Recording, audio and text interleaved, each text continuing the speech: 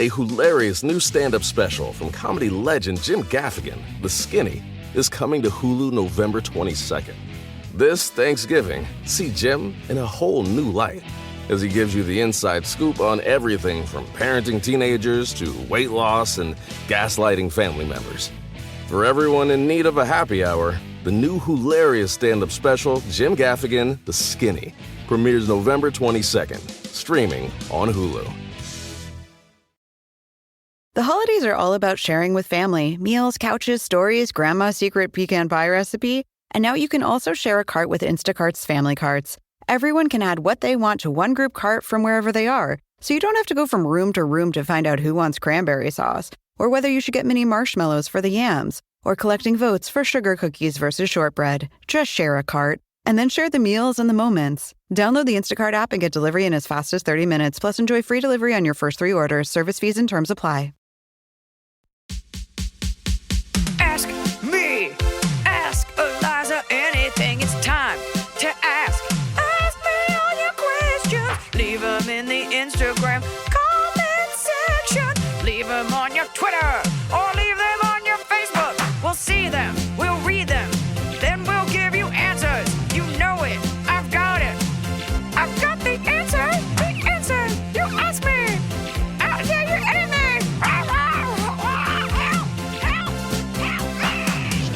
Back with another red hot episode. You know, there is a version where when you listen to our podcast, time kind of stands still because we're not like a super pop culture-y podcast, but that's kind of what I like about our show is that it's your little refuge. Like you can kind of squirrel away into the problems of others and the relatability, and you can set your troubles down, especially as we get into the holiday season. You need a break. You need something to listen to on those long drives to go pick up a pie or wood or haul your leaves wherever you live. Or do whatever they do in like Australia. You're all from Melbourne.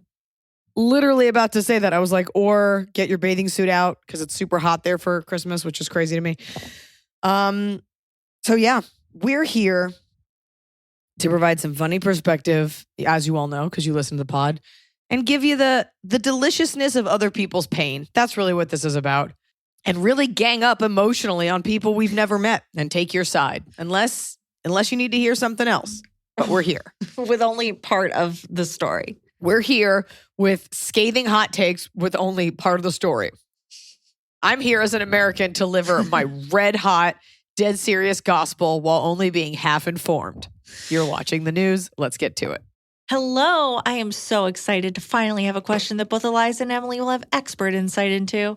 Here are my stats. Female, 29. I have a master's degree in social work and own my own solo therapy practice as a trauma therapist in rural Kentucky. I specialize in working with LGBTQIA+, first responders and military, and body image/self-esteem issues. I always use a quote from Iliza when working with clients struggling with impossible or dysfunctional relationships. I tell clients to, quote, give them no oxygen. That is one of the most straightforward boundaries you can hold. Anyway, to my question. I'm finishing the certification to become an animal-assisted therapist, specifically integrating a therapy dog into my work with trauma clients. I do not yet have a dog. My goal is to rescue a dog with good temperament for a therapy dog. My question is, what do you think I should name the therapy dog? My practice is called Sunflower Therapy, and I would love a name of something in nature. Boy or girl names are appreciated. I know the name will have to be right for the right pup, but I would love your insight to add potential names to the list. All my love. I'm so grateful for the comedy and light you both bring into the world.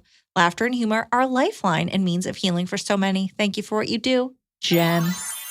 Well, at first take, obviously the best name is Martin Bashir. And it's because it's what I call Tianfu, defamed British journalist Martin Bashir. My mother recently adopted a puppy and she's trying to think of names and she wants a Spanish name. And she was like, I need it to be something Spanish. Please stop suggesting Martin Bashir. No, my first take is you should call the dog Sunny. It's not the cutest name, but it's evocative of your therapy practice name, and you want people to have a sunny disposition. People go to therapy to get happier. Aside from that, I can't give you a dog name in a vacuum. I don't know what the dog looks like, but biscuit's always good. Think about words that people want to say. Morton. Nature words. Okay. Well, you could do pedal. No, that's awful. That's I didn't awful. take that Okay, cue. what about Mushroom? Mushroom. That's actually cute. There you go. Next question. It's impossible without knowing the dog. You know what you could do? I know it's all supposed to be about anonymity and therapy isn't about community, but you could have your clients either pick from a list of names or write what they want, like on a suggestion board. Yeah, and then let That them could be cute. vote. Put it like Yeah, up they're in like the the- office where they can put a sticker next to the name they vote for. They named it Zoloft. Aw. Well, you always see in polls if anybody lets the internet vote, like Reddit or 4chan or whoever gets together and they name like a boat, like Bodie McBoatface, or like Hitler was right, or like, you know, they vote for Pitbull to come perform in Alaska Walmart where no one lives, like because they think it'll be funny. So do a poll that actually matters. Do it about your dog's name. Saying give them an option. Don't be like, write in whatever you want. And then you get like some weird clients that write in something sexual. So give them some choices. But my vote, have sight unseen, definitely name the dog Mushroom. I agree, honestly. Okay.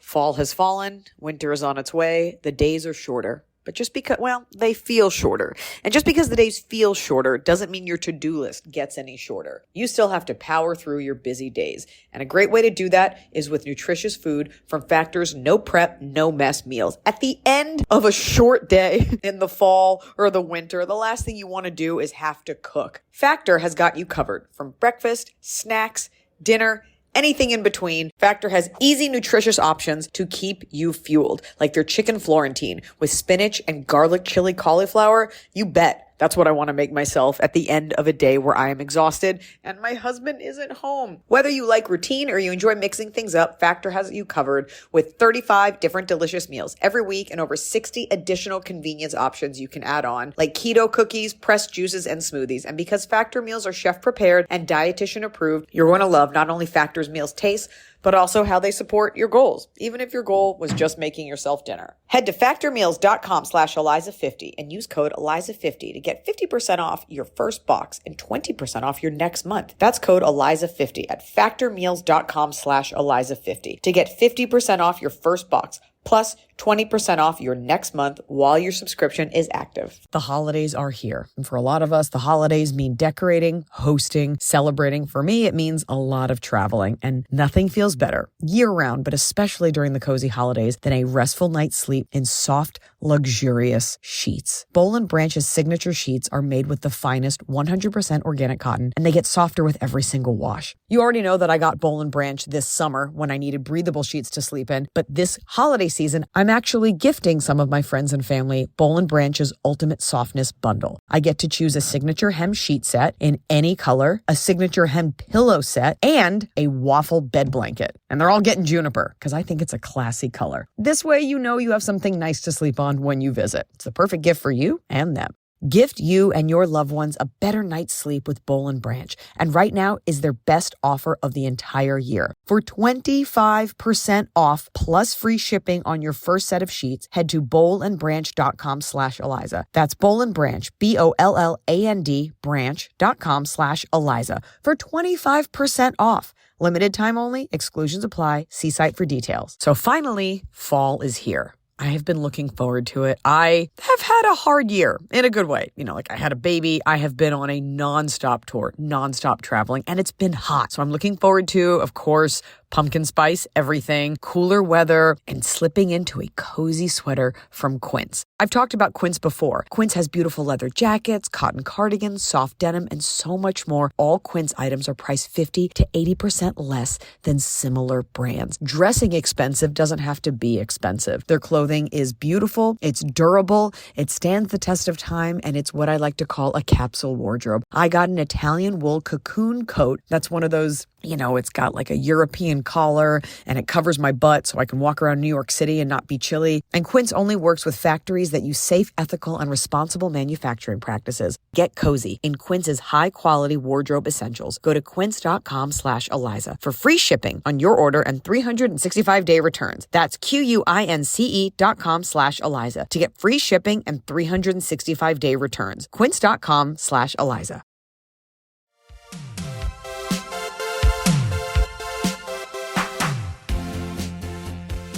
Hi, Ask Liza Anything crew. I, 32 female, have a doozy for you, so strap in.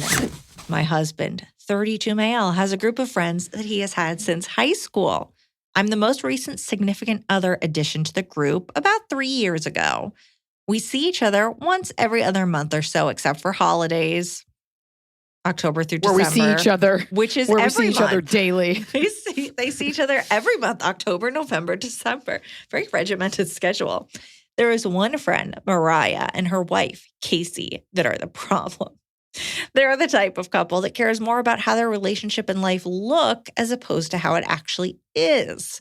This wouldn't be an issue except about 2 years ago, Casey was caught by Mariah in an actual orgy of coworkers in their room after coming home from work while their then 1-year-old daughter was still home. The friend group was dragged into this mess to provide couches to sleep on and shoulders to cry on, only to have a total 180 less than a week later where neither Mariah nor Casey would acknowledge that anything happened, leaving everything unresolved. Then, almost exactly a year later, Casey was caught via Apple Watch in yet another tryst with another coworker while at work. Now when the whole group hangs out, it's even more awkward as Mariah makes rude and demeaning comments about Casey to Casey in front of the group. Mariah won't listen to anyone when confronted about her marriage or general happiness. To add further insult to injury, after the first cheating scandal before the piecemeal reconciliation, Mariah had told the group she was planning on starting IVF. On her own, their daughter was carried by Casey because she was told pregnancy would fix her uterine issues and she was done suffering. That was the moment I lost all respect for her. Children are not a means to fixing your issues, whatever they may be. Furthermore, they have no respect for time, are constantly late, pushing back meeting times, last minute, create multiple issues when planning get-togethers. I'm not the only one with frustrations. The entire group is losing patience and talks mad shit about these two when they aren't around. One has entirely cut ties and hardly comes around when Mariah and Casey are going to be there. My question.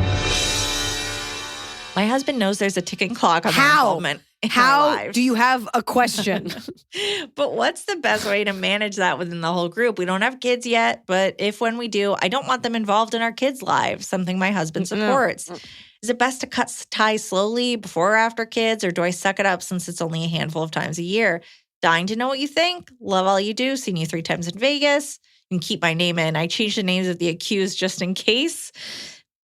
P.S. I attached a friend group photo from my recent wedding. Okay, let's see. And this person is Rachel. Oh, yeah. Let's see. Let me see. Well, you know what? Congratulations to you for having like a diverse friend group. Good for you. This is a good crew. Cute wedding picture. Yeah. Listen, I just don't, what they say they're 32? Yeah. Well, I think they're 31. 32? No, 32. So it sounds like this friends group is similar. Okay, listen. You're not having fun hanging out with them. It's uncomfortable because they do not have their relationship in check. And you're doing the thing that girls do on this podcast all the time, which is you're projecting an issue that's going to be in the future. You're like, we don't have kids, but when we do, it's not about when you have kids. It's about you now. You don't want to spend your time with these two women who are a mess. It's not like they've been married for 30 years and they always bicker and you're like, but we were lifelong friends. This isn't fun. And it'd be one thing if they cheated on each other, but they were fine, but they're making each other miserable and it's hard. The uterine thing, I don't really get all the facts on that. And that's not up for us to be like, I respect you, I don't, whatever. What you don't respect is their lack of respect for their relationship and for themselves and for each other. And that is like foundationally flawed. So therefore, it's hard to be friends with someone that doesn't respect themselves or their partner. It's uncomfortable. And you can't unlearn all of that. So be done. You're under no obligation. I don't know where these friends all live. You're under no obligation to include them next time. And it doesn't have to be on you at all. You can also opt out. Your husband needs to go to the bar with these people. Be like, great, I'll come and I'll say hi. But you want to be with your husband and you like their friends. It's weird to me that no one is able to just kind of phase them out. And if they say anything, be like, yeah, guys, hey, we love you. It's really uncomfortable. We don't want to take sides. You guys need to figure out your relationship. This is a messy, weird thing. I don't even want to say it's like a lesbian thing. I think people have messy relationships all the time. We had that girl right in the other week who is in like a disgusting relationship with a guy who laughed at her while she was taking a pregnancy test. Then she miscarried. Now she's still with him and he punched himself in the eye. Nobody, this is young, gross drama and you don't have time for this. Do you? Like, I know there's that delicious schadenfreude of like talking shit on people and like, oh, we can talk shit about like our wacky, dysfunctional friends. But like, if you're still having a great time when you all hang out, then that's different. But it doesn't sound like you are. Cut it out. Who cares? What's going to happen is they're eventually going to get a really disgusting, messy divorce. Whoever was the one that went to school with you guys will stick around, bring in some other girl. The scorned one will be like, why aren't you hanging out with me? You don't need it. These people are not that special. They're annoying and they're fucking messy. That's it. And it doesn't have to be on you. But I would also have less respect for your friends. And I'd be like, you guys always talk shit about them. So at least be about it and like let them know how you're feeling. Yeah. Yeah. Because they're dragging their mess in and it's like seeping into everything else. Like, is this really what you have time for? Some like weird half-wanted relationship where all they do is like get off on hurting each other? Right. When they're sitting there sniping at each other, like, are you all just sitting there silently? Could you say like, hey guys, please keep your fighting at home. This is not a fun hang. And they'll be like, what are you talking about? We don't really do it. We're and joking. It's like, you don't have to, and it's not fun. You don't have to be the representative for the group, but you also don't have to be part of it. Oh, you guys are all going to Chili's tonight? Pass. It's just not how you want to spend your time. But I don't think you'll do that because you do want to like hang out with your husband. Maybe you can both opt out. It's not like you have to get together as a group, but you can just phase them out. And if they ask, be like, yeah, it's really sloppy and energetically gross hanging out with you guys. It's a bad hang. Nobody wants to hear about your relationship bullshit. Yeah, it's not fun. Get a divorce and move on like regular people. Right. You're like the kids that are just like, you know what? I wish you guys would get divorced. Let's get this over with. What's the big deal if you say this? Like, what are they going to do? Be like, fine, we don't want to be your friends. You're like, okay, great. Right. Either they nip it in the bud, they reconcile, which is hard to still be friends with them because you saw how gross it was. They get a divorce, you hang out with one of them. But being heard will only get you to a good place. And that good place is you not having to hang out with that bad vibe. Okay. Dear Eliza, Emily, and all associated creatures, great and small, longtime fan of all of Eliza's work, which has gotten me through many difficult days. Here's the question. My sister-in-law treats our kids like toys she's entitled to have a turn playing with. My husband, his sister, and I are all in our early 40s. In the 25 years I have been with my husband, I followed the same advice I've heard you wisely offer, and I don't interject when issues between my spouse and his side of the family arise. However, I'm at a point where I feel a line has been crossed and I have to put my foot down. We put off starting a family until our late 30s because I have a debilitating illness that has severely affected our lives. Fortunately, in the last 4 years, things have stabilized enough for us to have a sweet boy in 2020 and an adorable girl in 2022. It's the one thing my uncooperative body has done without complications. My husband doesn't have a very close relationship with his family. Since we met in our teens, I have seen his mother and sister largely ignore his life milestones and treat him like a burden. Much of the sibling dynamic I've witnessed has revolved around my sister-in-law being the aggressor and lashing out at my husband at any opportunity. She has tried meddling in our relationship, lying about his behavior to me and others, and generally acting like he is a problem in her life. My husband has never asked nor received any form of help or support from her and has never done anything that would warrant this type of abusive behavior. Since his sister has been mom's perfect princess well into adulthood, she has carried this entitled attitude into all aspects of her life. I've supported my husband from the sidelines, but I'm tired of walking on eggshells. When our son was born at the start of the pandemic, my husband's sister and mother were the only people who took issue with the boundaries we set. Limited visits, no holding or kissing our newborn since both worked high-exposure risk jobs, sister-in-law in an emergency room and mother-in-law at a large grocery store. Both refused to be vaccinated and would call my husband in hysterics, crying about not being able to touch the baby. My mother-in-law even said, "What if I die without being able to hold my grandson again?" in an attempt to emotionally manipulate us. Somehow neither What of if them you kill your grandson Right. because you wanted to hold it before you died? Somehow neither of them took any real interest in our lives before we had kids, yet suddenly want to be first in line for everything. Even after we were able to return to a somewhat normal life, my sister-in-law found reasons to lash out and accused me in particular of ostracizing her. She called my husband and threw a tantrum. She demanded to know why I said we may be interested in letting another family member babysit our kids, but won't let her be alone with our kids. She called my husband derogatory names, a terrible father, and threatened to get her husband involved. She's used her husband as a physical threat many times, which we have ignored until this episode. Her husband then sent us both belligerent messages, adding to an already tense conversation. Jesus. This was the only time I got personally involved in a conflict with my in-laws. Both my husband and I are no longer willing to appease his sister's demands, since we now have children to protect. My sister-in-law is unable to have biological children. And this is That's the where this all one stems life from. milestone her brother was able to experience that she hasn't. Yeah. Yep. This is also the first time I was in her going to life- ask. Right. I was going to say, does she have kids? It does not. I mean, it'd be weird if she did and she was this obsessed with yours. Go on. This is the first time in her life the attention of the family is on her brother, not her. My husband was always on the sidelines, and she is not taking this reversal of roles well.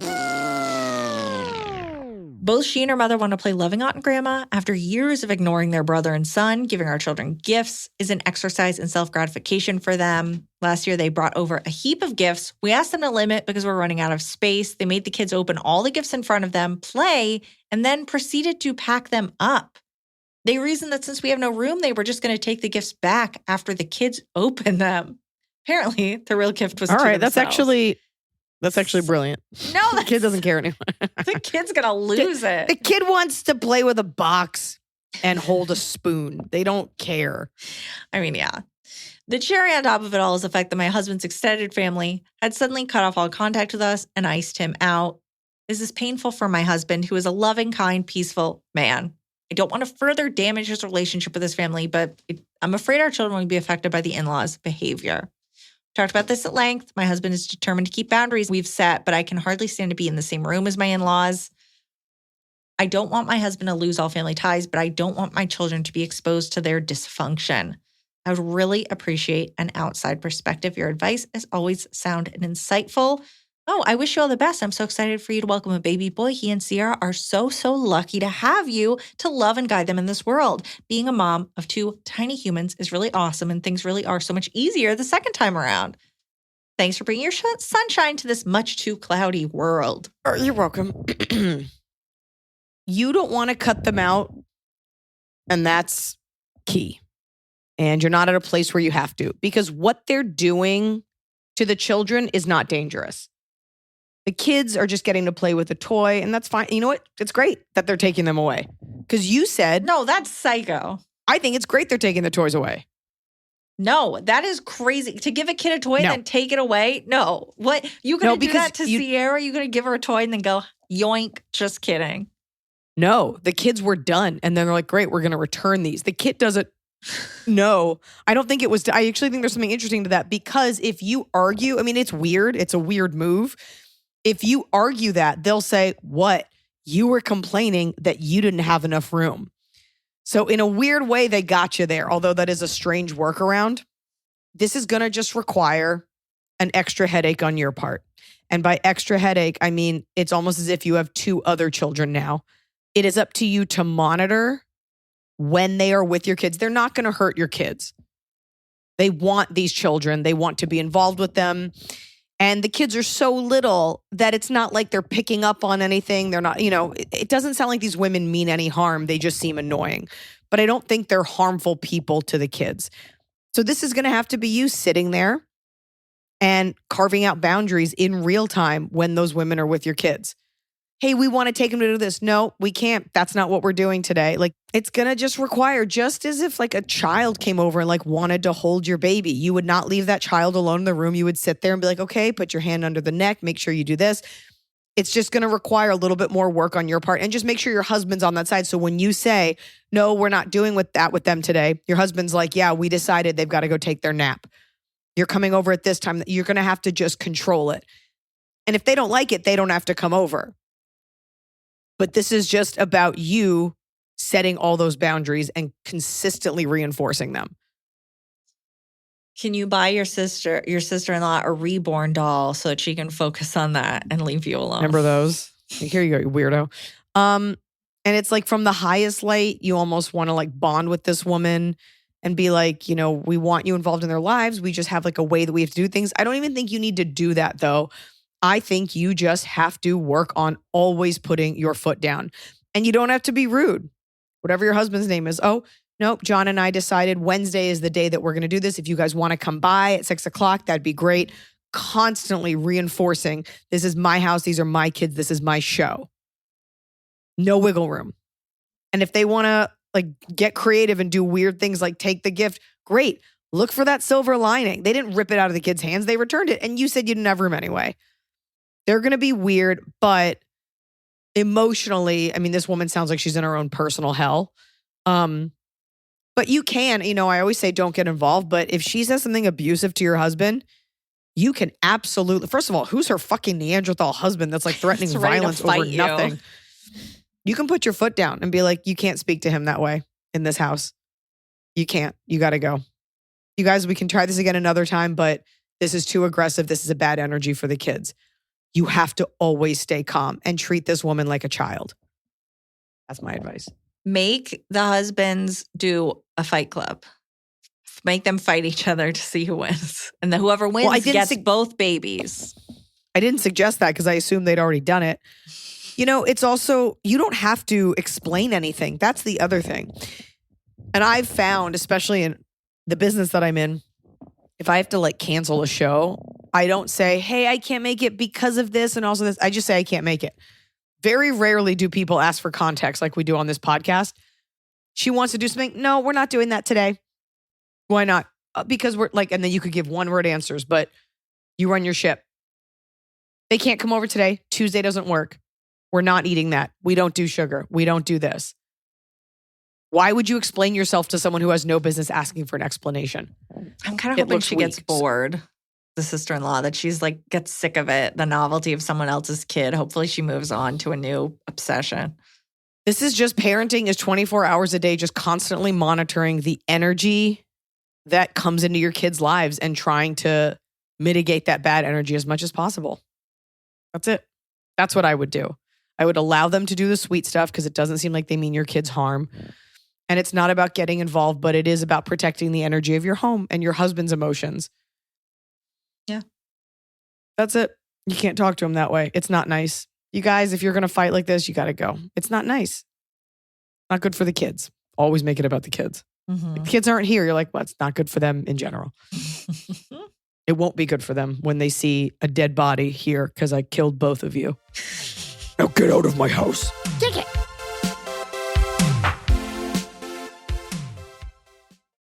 A hilarious new stand-up special from comedy legend Jim Gaffigan, The Skinny, is coming to Hulu November 22nd. This Thanksgiving, see Jim in a whole new light as he gives you the inside scoop on everything from parenting teenagers to weight loss and gaslighting family members. For everyone in need of a happy hour, the new hilarious stand-up special, Jim Gaffigan, The Skinny, premieres November 22nd, streaming on Hulu. Everybody sleeps, but no two people sleep alike. At Coop Sleep Goods, we celebrate the way you sleep differently. We believe everyone deserves a great night's sleep with their own pillow, and the adjustable, customizable Coop pillow makes it easy. Whether you're a side sleeper, back sleeper, or even a starfish, we've got the perfect pillow for you. Crafted with our innovative memory foam and microfiber fill, our hypoallergenic pillows adjust to you, not the other way around. Just tailor the fill for the perfect fit.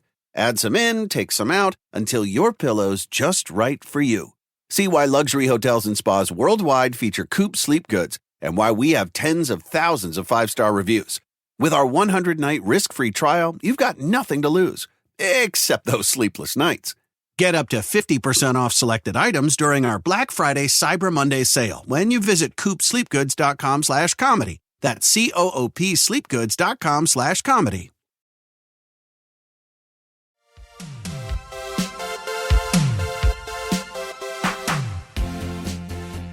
I, Liza and Emily, love the podcast. I tune in every week, and sometimes my boyfriend listens with me too. Whoa! I know.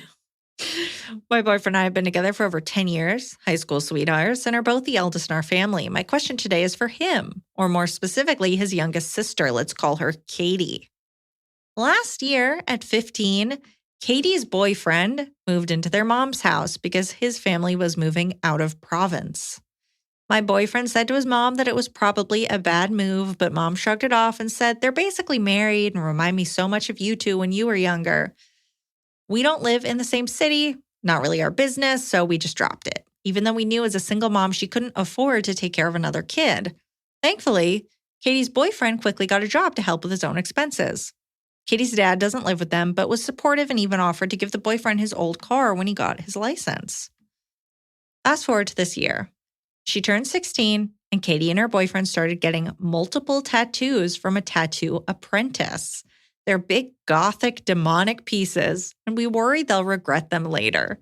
Within 3 months, she has gotten at least 4 tattoos from this apprentice. She broke up with her boyfriend, who is now moving back with his family, and is now dating the tattoo apprentice, who is 21. Katie's dad was livid and ended up calling the cops on the tattoo artist. Honestly, I don't blame him. Katie cut dad off when he did this and started spending most nights with the tattoo artist at his mother's house. My boyfriend expressed his concerns to his mom again, and she again exclaimed how Katie and her new boyfriend are like a married couple, which just makes us worry more. For context, his mom has never been in a long-term relationship. Katie isn't even 16 and a half yet, and we worry she might be putting herself in a situation she'll regret, especially with all these tattoos from an older boyfriend. I've looked at his art online, and it's questionable. Demons, bondage, gore. Do you think we should try talking to Katie and potentially end up cut off like her father? What can we say that won't add more fuel to the fire? Should we drop it and see how this relationship goes? What advice would you give a 16-year-old who started dating her tattoo artist? Thanks in advance, signed a cool but not that cool older sibling. My biggest red flag is that this 21-year-old tattoo artist lives with his mom. You can't say anything to her because if there's one thing that 16-year-old girls know, it's everything. And you should say something to her. You take her out for coffee. You let her say her dumb, trashy reasons for how she's in love with him and how her brain isn't fully formed. You can't. Teenagers are emotional. Romeo and Juliet is about 2 horny Italians at like 15 that died because they were so in love that she killed herself. Teenagers do dumb things. That's why pop music is written for them. Just going to have to write it out. And it hurts and it's uncomfortable, especially if you're not a person that gets tattoos, especially to see a young girl's mind being so warped by like that. I don't have a problem with like demons and art like that, but for a guy to be doing that, like it's always sexually suggestive and it's a lot darker than she probably naturally is. All you can do is tell her your concerns gently, because you push it too hard, she'll go nuts. And be like, we're just looking out for you. Maybe could you promise us to just pump the brakes on, just wait a little bit for the next tattoo? She's not going to hear any of it. But what you can do is plant those seeds, tell her how you're feeling. She'll go home to her cult leader boyfriend and he'll be like, no way, babe, love you forever until you're 17, then you're gross. If she cuts you, it's either you say something and she listens and you're that voice in her head, or she cuts you off. But either way, you will have tried and you will have been heard. Oh, this poor girl. And the mom is trash. Like, that's hard. So do you think our question asker can basically come in one time as the cool older sister is there a kind way she can kind of approach it to put the message out there that she is there for this girl when this girl doesn't want to talk to her mom or her brother? Yeah, I mean, that girl's going to be like, you'll take my side, right? Like, teenagers don't understand anything other than like their side. You can, and it's the brother that she's related to, and you're his wife, right? Girlfriend. Sometimes that does help. Maybe take her out, be like, hey, what are you thinking? How's it going? And let her kind of talk and maybe kind of try to slowly poke holes in it. Like, is that something that you want to do? Do you enjoy those things? Does he do things that make you happy? And she'll be like, no, totally. Like, we're so in love. We're so mature. You might not get through to her. She might end up with a bunch of hideous fucking tattoos, and she will be writing into this podcast in 6 years saying, I was sexually abused by my 21-year-old boyfriend. I got a bunch of weird demon hentai artwork on my back. Now I'm saving up to get it removed. She may just have to go through this, and it's sad that the mom is just so powerless. All you can do is say, like, I'm here if you ever want to talk, if you ever don't feel safe, if you ever need something. At some point, she will hit you up for money. Do not give it to her. No, but I think you're right that if you just have some one-on-one hangouts with her that aren't about the boyfriend, have lunch with her, go to the movies with her, and in a few hangouts, you can ask how things are going. But there are certain parents that they think, and this mom especially, that like you being with someone is the most important accomplishment. So this mom is clearly drilling it into her head like, oh, look at your brother. Like, he's been with this culture. You need to be. And this girl is 16 feeling like she needs to settle down, which I'm sure like, well, at least tattoo shop guy like has a job and has this. Like, she'll probably get into tattoos. She'll be like, I love this too. Maybe show her that you have a job. Maybe show her like, yeah, I don't go everywhere with your brother because like I have my own life. I have my own likes. He hates this. I love it. I've got my own friends, like kind of subliminally. It's a good idea, Emily. Just kind of show her like those, like I backpacked through Europe. Just fucking lie to her. I traveled. I went to school, like all these things. She's never going to check it. She's never going to check your passport to see if there's like a Dutch stamp in it. Just kind of showing her like, look at all the things independent of a boyfriend. Yeah. Just kind of keep hammering that home. Yeah. Don't talk with the brother because it's girl to girl. Yeah. And don't the first time you hang out be like, so your 21-year-old boyfriend, what's up there? Like, you got to be cool. Yeah. It will reveal itself. She'll be like, yeah, he does these weird things. And you'll be like, how does that make you feel? Mm-hmm. It's going to be a long process, but that relationship won't last. Or it does. And they're married and it's fine. But it's also super illegal. Very illegal. Dearest Eliza and Emily, greetings from Burlington, Vermont. Thanks for an amazing show. I dressed up as your Hot Forever special, and meeting you for the second time rocked my world. The show was a blast, and I also loved the special crunchy Vermonty jokes you put in. I loved your outfit. I remember you made the little hand part of the top yourself. It was very cute. A lighthearted question for Eliza. You have the most beautiful gold jewelry. I'm vacillating between buying a real gold chain that would be an investment, or should I just get something gold-plated or gold-filled? I know the latter options do fade in lustrousness over time. I figured you would have a good opinion on this because you wear so much gold. Is it all real or do you get gold-filled? Bonus question, do you have any online or in-person boutiques that you like for jewelry? So much love, Julia from Vermont. Oh, thank you. I never thought of myself as someone who wears so much gold, but I guess that is my color of choice. It is all real, but I will tell you, these are not things that I set out to purchase and I did not do it all together. I think jewelry, not unlike tattoos, should you choose to do that, are things that you sort of accumulate over a lifetime. And I've gone through different phases of things that I wear a ton over years, things that I don't. So I could just tell you, jewelry should be a meaningful thing. I abhor costume jewelry. I don't like cheap jewelry. I know it's what some people can afford, but I am a proponent of buy something solid, wear it all day, every day, forever. I don't tend to wear a lot of different jewelry, even to events, like unless you really need something different, because that's just how I am. What are you wearing right now?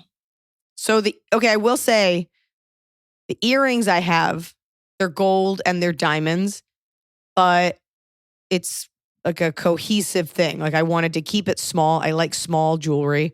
Mm-hmm. So the little gold hoops that I have, because I love the look of a little huggy, I bought them for myself in Austin. I think I bought them on my book tour. I tend to buy nice things to mark occasions. Just like the one designer bag that I bought myself was when I got my own late night show for one fucking season. But I still bought that to mark it. You should celebrate yourself when you can. And the little ones are just an accumulation of visiting this one piercer several times. But I keep these in.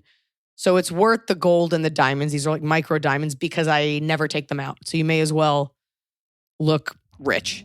The diamond rings on my middle finger, one is platinum, one is white gold, maybe one is gold or rose gold. Or maybe it's not platinum, but they're from Tiffany's. And I probably in my late 20s, early 30s would buy myself one every time I got something really big. You know, everything I have is because I worked for it. So it was whether it was getting a second season of Excused or I don't even remember actually all the things that I bought them for. So I would buy them and I would stack them. That way I could keep accumulating them, but they're so small that it's okay to stack them. And they've lost some of their diamonds and I still wear them. And then the gold ring on my pinky, my mother actually got me because she also wears a pinky ring, which is kind of pimp, kind of cool. And it just says in very fine script, Sierra May and her birthday.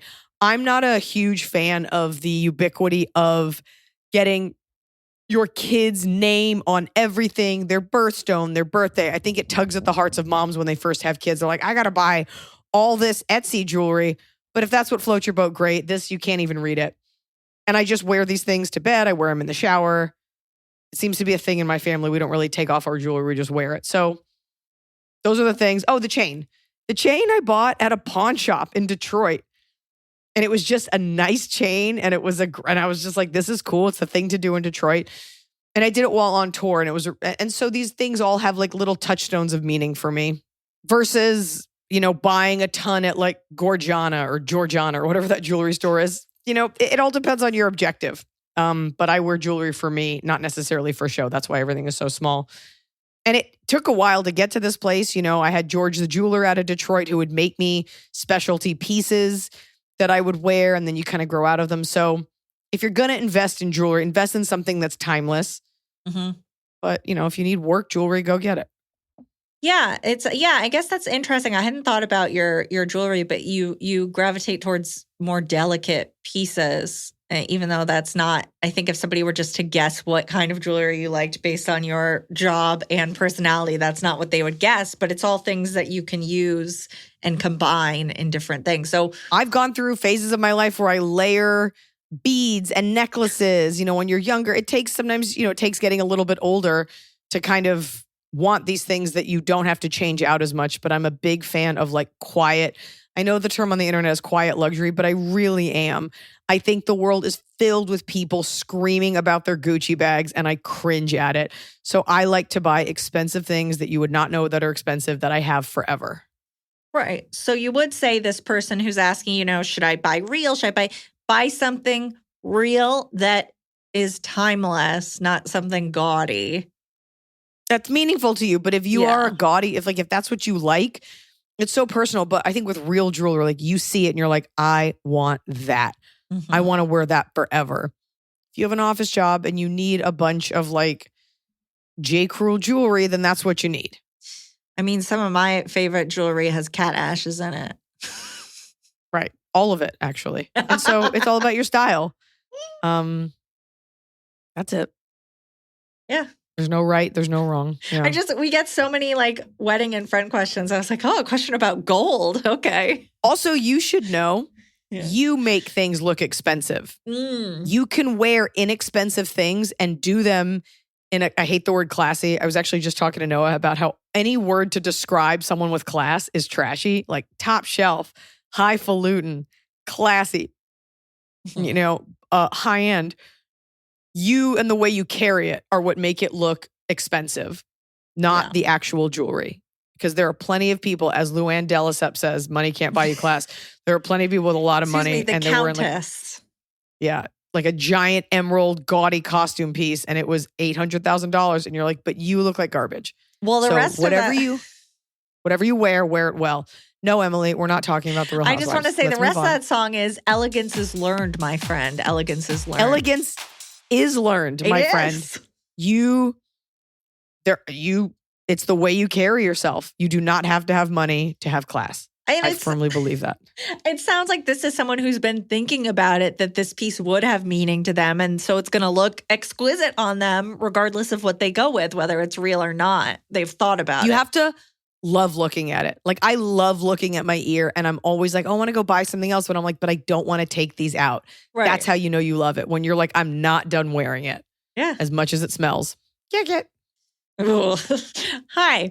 I am a 26 female young professional in the science field, not a nurse. Haha. My question revolves around knowing when to stick it out at a workplace and when to find something new. I've been in my current role for about 4 years now, and there have been a lot of upsides, development opportunities, promotions, leadership roles. I've grown quickly and faster than I probably could have somewhere else. Because of this and the high caliber of team and coworker that I now work on and have, thinking of leaving is tough for me. I'm on a production-based workforce that doesn't get much recognition. We work a lot of extra hours, are understaffed, work holidays and weekends, and are constantly getting asked to take on more and perform better. All of these things are adding up and becoming detrimental to my mental and physical health. I make more money than I ever thought I would in my field. My question: do I stick it out because I think I will struggle to find a team dynamic and growth opportunities as good as this one? Or should I move on and have to start over somewhere else? Thanks for the laughs and good advice. C. I don't know. What do you want? C. This? I mean, the team development, like you'll find another team. If you're easy to work with and you're good to work with, you'll build that around you. If you're telling me it's affecting your mental and physical health, it sounds like this isn't the job that you had envisioned and it's not the job that you want. The important piece of this that I'm wondering is, okay, so they're in a production-based workforce, right? Which sounds like something that naturally has unforgiving hours and mental load. Like, let's say the production-based workforce is, I don't know. I can't even come up with an example, but is another job going to just be the same load? Like if you were promoted at another job, if you were at the same level, is it going to be as stressful? It sounds like this might be a stressful field, in which case, do you want to switch fields? Do you want to go to a place where you have a lower job, like demotion from your current title so you don't have as much responsibility? I mean, because you're not going to find the same job with great coworkers and everything and just less work. Like that's not going to happen. No, but you might find it with more manageable work or a boss that listens to you. I mean, have you tried saying at your job, this is not doable and here's what I need to make it doable? It sounds like you've just been kind of taking this on and evolving with this role and you've gotten to a place where like they just throw stuff at you and you're like, I guess I'll just do it. No job is worth your physical and mental health. And it's great that you're making money and you made your money. Now I think it's time to sit down and really think about what it is you want out of the next 5 years and how you're going to get there. It just doesn't seem worth it to be that miserable. You're writing into a podcast about it. It's hurting your body and your mind. I guarantee you the second you leave that job, you're going to be like, oh, I'll never think about it again. Yeah. But you got to get with yourself and figure out what it is that you really want. Is it money? Because then that's what you got to do, I guess. Do you want to build something? You'd be surprised at what you can carve out for yourself when you're clear about what you want and when you ask for it. Yeah. Yeah. You have Like to make some Tianfu. tough choices. She always asks for grapes. She'll never get them, No. but she tries. She She always asks can't. for everything else. She gets grapes. She gets chicky. Sorry, not grapes. Are you Chicky, having carrots? Are you having to teach Sierra like, no, this isn't for dogs? Yes. Is that She knows never give the dog a grape, but I don't think the dog would eat a grape. But we do let the dog lick her hands. I don't care what anyone says about that. Okay. Okay. And it turns out when people spill milk, turns out dogs are really good at cleaning up milk. They get it out of carpet. They get it out of baby hands. They get it off sheets. Yeah. Cow milk, not breast milk. That's weird. Okay. That's where you I'm draw also the not- line. But I'm not breastfeeding her. And I you're not haven't been breastfeeding for a very long time. Tianfu. I am breastfeeding Tianfu. Okay, She's a good. sweet baby. She's only getting younger. With every drop, she becomes more human. Do you think there's someone like really wealthy Yes. out there that is feeding their dog breast milk, human breast milk? I feel like Oh. there is. Do you remember that Tori Amos album cover where she's breastfeeding a pig? I just wonder if people do that. Remember like Grapes of Wrath where that woman breastfeeds the guy at the end because of the Dust Bowl? Oh, yeah. Someone's out there doing it. Someone's out there doing something. And their dog has a lustrous coat. Actually, I feel like human breast milk has the least amount of vitamins. Yeah, I'm better off with a cow. Want to get that cow colostrum. Dear Iliza and the crew, first and foremost, congratulations on the upcoming addition to your family, and a special shout out to Sierra May, who's destined to be the ultimate big sister. As for us, we are 2 female friends from Finland, both in our 40s, proudly wielding master's degrees, longtime listeners, first-time askers. We recently found ourselves in a bit of a pickle and pondered, what would Iliza do? Here's the lowdown. How can we gracefully decline invitations from our work colleague, whether they're for holidays, dinners, or other gatherings? We genuinely enjoy their company during work hours and the occasional post-work hangout, but our true blue pals reside outside the office, and we want to make the most of our precious free time with them. We fear that a plain no might bruise some feelings, and the whole "we'll see if we can make it work" dance isn't quite cutting it. Just to clarify, we work at separate organizations, and the individuals we're referring to are not the same. It's just that their behavior is similarly persistent, with constant suggestions to hang out more or join us in various activities with our friend circle. We'd love to hear your take on how to navigate this without dampening our friendly colleague vibes. We are absolutely thrilled to see you in Finland, the land of Darude's sandstorm and more heavy. Sorry, Tianfu heard Darude's sandstorm and she just started raving. And more heavy metal bands per capita that you can shake a drumstick at. We can't wait to experience. Given your legendary history of the airlines, we're simply hoping you're still up for flying to us in December. All the best, P and S. And the highest rate of suicide, even though it's the happiest country. It is such a Scandi, Finnish question. Question, we don't want to hang out with others, but they want to hang out with us. How can we be firm? That's definitely not what your accent sounds like. I can't wrap my mind around that one. It's tough because you don't want to. It's nice to be wanted. I also, you guys clearly, some people who are not American do not live to work. And you have this very healthy attitude. You're like, I do my work. I'm great at work. I'm nice at work. And then I want to go do my own thing. There might be some people that are worth hanging out with outside of work. But if you really have decided to draw that line, I'm more interested in why you're drawing that line, why it can't bleed over. But let's say you're too cool and they're not as cool, which is probably what it is. Because if they were, you'd be like, I'd love to hang out. And go eat reindeer. You don't want to draw that line of my time is my time and I don't mix work and pleasure. And if you say that to someone, they'll be like, oh, I thought we were more than that, whatever. So you don't want to be too cold about it. You can simply just be like, my weekends are really packed. I have a crazy leisure schedule. And when I get out of work, I'm just gone. But thank you so much. You can just say it like that.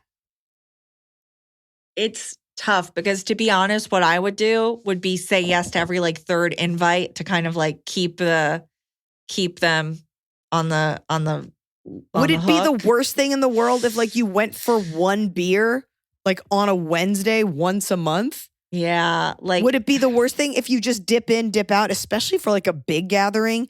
You dip in, you say your highs, you leave. It's a little weird that you're my line is so firmly drawn that I can't ever make time, and they're asking you so often that you're writing in. And if you what? I will say, at the end of the day, it's theoretically smart in that not mixing work with your friends so that they don't, I don't know. But in reality of human interaction, they're going to be hurt. If you're just I don't see you as a friend, I see you as a colleague, they're going to be hurt. It is what it is. So that's why, my advice is take the least painful option. Maybe it's just meeting for a trivia night. You just drop by to say hi, whatever.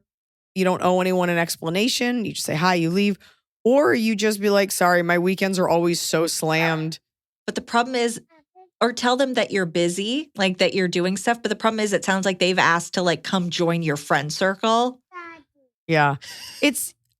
I would just, like Emma said, every third time.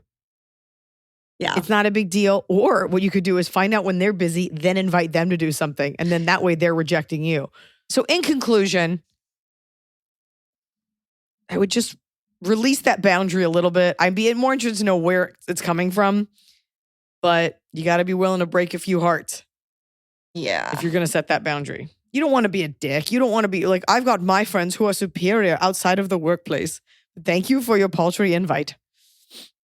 Dear Eliza and Emily, I discovered your podcast during early COVID times, and it's given me life every week since. Also, Eliza, I think we were in Auckland at the same time. I was there for the Women's World Cup, and I kept hoping I'd see you there randomly, LOL.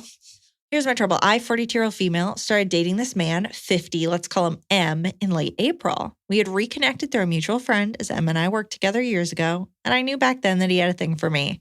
So once we started dating and he did not try to jump my bones even after several weeks, I saw a red flag, and I was right.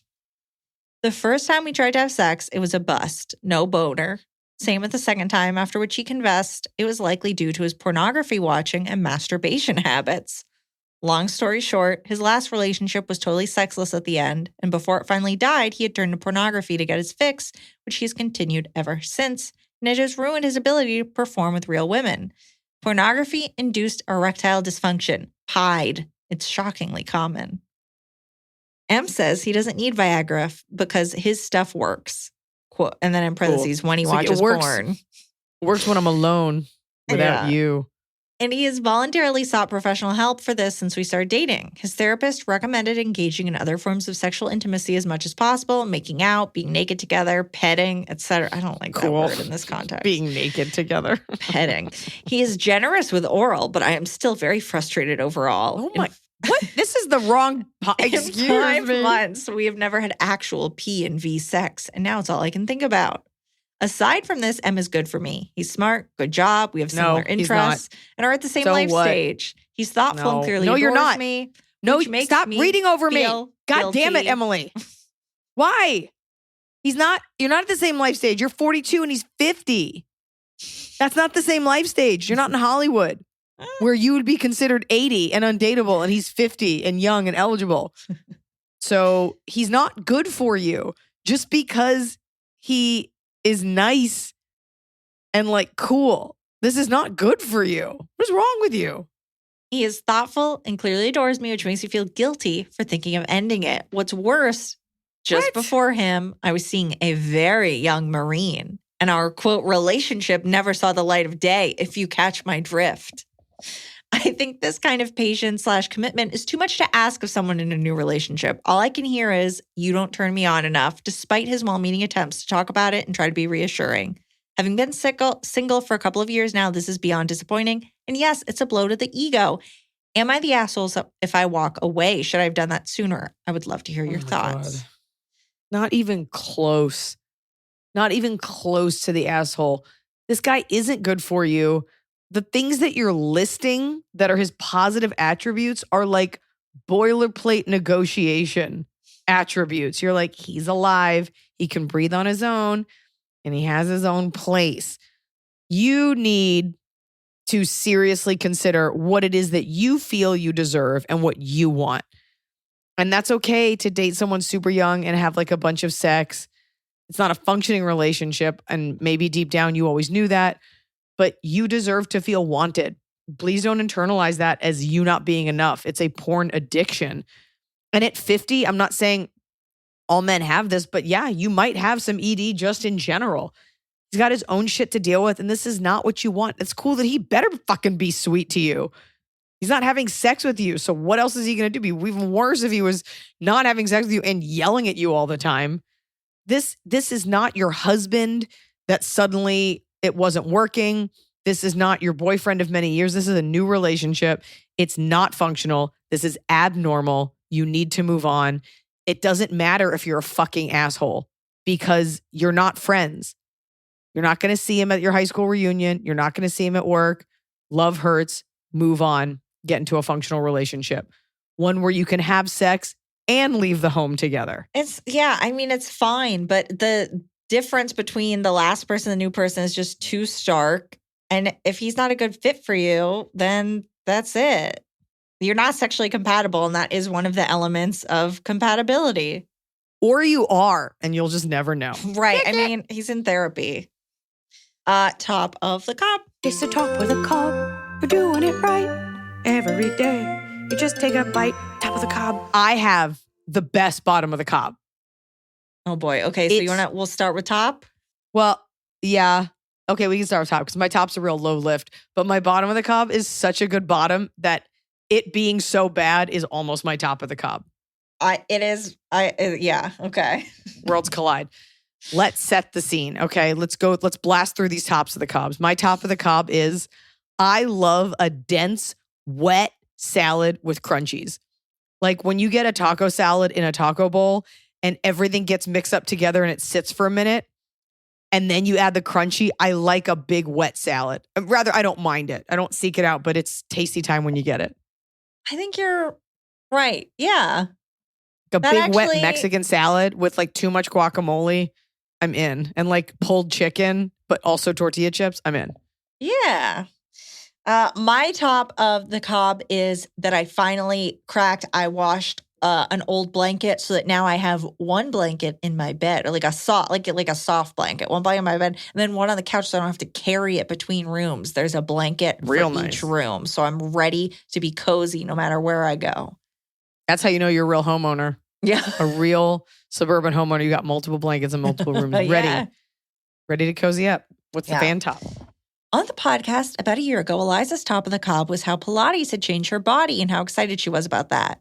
Right around that same time, I was on the hunt for a workout routine I would actually enjoy and be able to stick with. Despite having an active lifestyle, I'd been on a streak of injuring my back every few months dealing with heavy garden and farm chores, and even threw out my back really badly bending down to lift my toddler. Despite seeing doctors and chiropractors, no one had ever suggested core strengthening as a way to prevent these issues. I decided to take Iliza's advice and sign up for an app with a variety of mat Pilates workouts. I started slow, just a couple days a week, fitting it in during my kids' nap time. Fast forward a year, and I'm up to Pilates 5 days a week with progressively more challenging workouts. In the past year, I haven't thrown out my back once, and I've gained strength and flexibility throughout my body. I've noticed so many other benefits from keeping this routine, but just want to say I'm so grateful Iliza threw that out into the universe a year ago, and I happened to pick it up at just the right time. I'm proud of myself for sticking with it, even on the days where I felt like being lazy. Much gratitude from a fellow Pilates fan. No name, though? Wanted to stay anonymous? I mean, they didn't sign it, but there's a... Never talk to me. I'm proud of you, too. That's really cool. Because I did Pilates just for me. And I was like, I'll just share this. I don't like make any money off of this. And that makes me so happy that I was also able to stick with it, but also share something that I actually think works. So that's awesome. Good for you. So many benefits. You're so much... I mean, even the second pregnancy, like I'm so strong. I'm so much stronger. I'm not supposed to hold my daughter, but I do. And it's fine. Pick her up, I mean. Okay, why don't I do me and the fans bottom? Yeah, and then get it out of the way. You go. My bottom of the cob is, I don't know why, like a doctor doesn't care what's up with you, but I was so humiliated to go to the doctor today. I went and got my blood taken a couple of weeks ago, so we were going over the results. And to be told that my vitamin D level is so low that I have to start taking 50,000 milligrams of vitamin D once a week. It is. Oh, only once? It's supposed to be like 30 and above, and it's at 16. And it just, something about like vitamin D, like if they were like, oh, like your sugar's bad or your cholesterol, I'd be like, yeah, I eat badly in my life. But I was like, oh yeah, I don't go outside or do anything. And so I'm not getting enough vitamin D is just somehow shameful. You're a vampire. And I know. Literally, Emily, this could all be cured if you just walked around your block once a day. I know. And I'm supposed to eat more protein. But the vitamin D thing to me was more like, oh, I'm trying. You're not trying. Like you could No, literally I'm not just go outside. trying. Like, okay, well then then we're just witnessing you decomposing slowly. Bye-bye. I know. That's sad. Okay. You love milk though. Yeah, but here's the problem. When I live by myself and I get milk, it goes bad too fast. And so then I don't buy it. When I was in, okay. I don't need to finish the story. That does not need to be a podcast. Like, here's my problem with milk. When I was in Iceland, they had shots of cod liver oil having to do, I think, with vitamin D because it's so dark there all the time. So you're Icelandic. That's what's going to happen to me. It's as though I've just come out of like a deprivation tank, but I'm just at my house. Help the body absorb and retain calcium and phosphorus. That's what vitamin D is for. Do it for your bones. You don't want to have old lady bones cushioned by like house meat. Yeah, that's Just go outside. It's free. It's fucking free, you filthy American. Just go outside. I need a prescription for this. I don't want No, I'm not Emily, going outside. you need to put the sun on your skin. This is behind the counter vitamin D. Okay, you just keep rotting. Keep on trucking, keep on rotting. What's the Van Bottom? Bottom of the cup from Australia. Hi, Liza and Emily. My bottom of the cup is having a series of bad events happen in 24 hours and wishing you could restart the day hoping for a better outcome. First, got a nail in my tire, so I had to go to a tire place.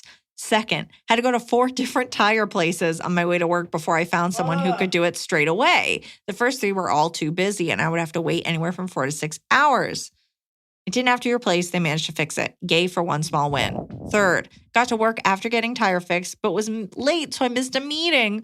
Fourth, finished work, went to our tax agent to get our family tax lodged, and found out that because my last job didn't properly tax my payout, I now owe $800 to Mr. Taxman. Fifth, almost had a car accident because some idiot didn't look before pulling out into the road I was driving on. Sixth, get home and realized that I forgot to get the chicken out of the freezer for dinner and couldn't make what I was really looking forward to having. Went off to sleep, hoping the next day would be better. Thanks, Brioni. Well, Brioni, could be worse. You could have a totally solvable problem deep in your bones that you're seeking out a prescription for. Oh, That's that a is lot. the That's a worst lot when of it just things. keeps stacking. Some days you just got to chalk it up to the universe is not on your side. You just got to go home, eat some cheese, reset. And then tomorrow will be better because the universe owes you. Okay, my bottom of the cob. And Emily, I had to tell you this story because it was so horrible. I played Las Vegas a few weeks ago, and my dad and my stepmom came for the gig. And they put me in the hotel put me in a beautiful suite. And I have to let you know it's a suite so that you know that there were 2 bathrooms. There's the master bathroom, and then there's the guest bathroom right when you walk in. So we're hanging out. And at some point, my dad says to me, I got to go to the bathroom. I'm like, all right, go to the bathroom. So he uses, and when I say uses and abuses this bathroom, like goes to the bathroom in a meaningful way. He comes out, and I'm like, oh my God, that is so horrific, that smell. And to be fair, he's like, what do you want from me? I had to go to the bathroom. I'm like, okay. It's a Vegas hotel room. It's 57 floors up. There's no window you can open. There's no ventilation. I don't know why there's not a fan in that bathroom. Those gamblers sit there for a long time eating sandwiches, drinking, racking up debt. They got to dump out, but there's no fan. Fine. We leave. We're going to go get lunch. We leave. Halfway down the elevator, I realize I forgot my sunglasses. So I say, I'll be right back. You guys, please hold my dog. I go upstairs to get my sunglasses. I walk down the hall toward my room. And outside in the hall, I can smell what was done in that bathroom. It is seeping under the door, probably coming through the walls, killing every rat in its path. No. And I dry heave a little bit. I'm like, okay. So I hold my breath. I go in to get the glasses. But of course, it gets in your mouth, your nose. I shut the hotel door to the room. I'm in the hallway. I'm a pregnant woman, and I have never once thrown up either pregnancy. I vomit in the hallway onto the carpet like a drunk girl on New Year's Eve. And I look up at the security camera and I mouth like, I'm sorry. And it wasn't a ton. It was just like acidic, like liquid. I was like, just real quick. Okay, probably not the worst thing that's been on that carpet. Yeah. I walked toward the elevator bank, and then the thought of how bad it smelled.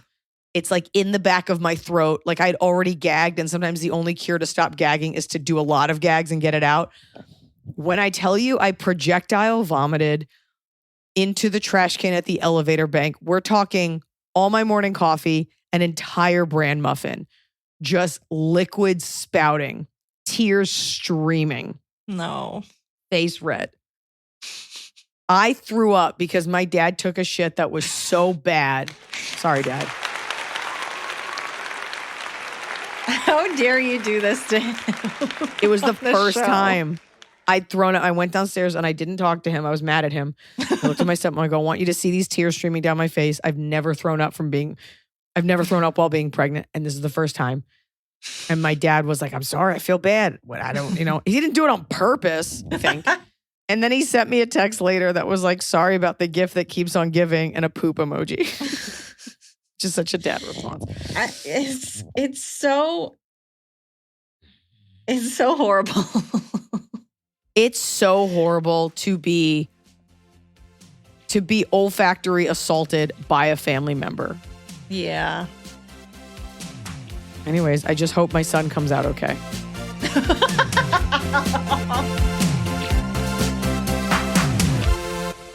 Sierra, are you stinky in the mouth? No, Are you stinky in the butt? no. Okay. High Five Casino lets you play your favorite slot and live table games like blackjack with the chance to redeem for real cash prizes. High Five Casino has a giant selection of over 1,200 games, including hundreds of exclusive games only found on High Five Casino.